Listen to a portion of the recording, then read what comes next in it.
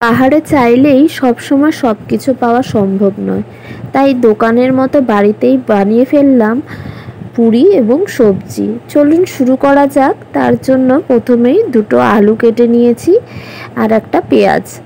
এবার কড়াইতে সাদা তেল দিয়ে কালো জিরে ফোড়ন দিয়ে দিয়েছি, দেব পেঁয়াজ কুচি। পেঁয়াজটাকে একটু ভেজে নেব। এবার দেব পরিমাণ মতো নুন এবং হলুদ। এবার পেঁয়াজটাকে একটু নেড়ে চেড়ে নেব।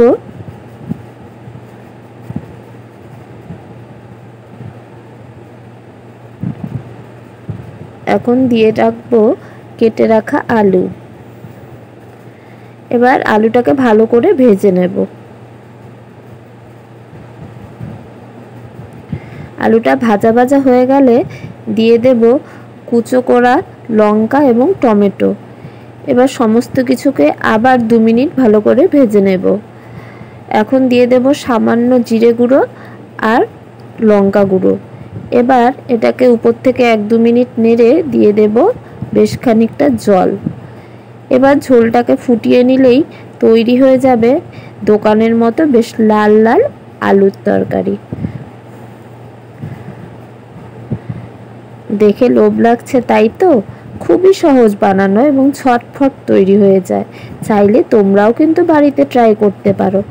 এবার পুরিটাও বানিয়ে নেই।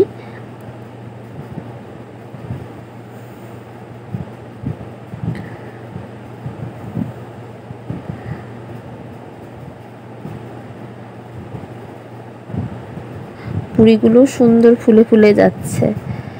গরম গরম এই পুরি তরকারি খেতে যেন অমৃত মনে হয়।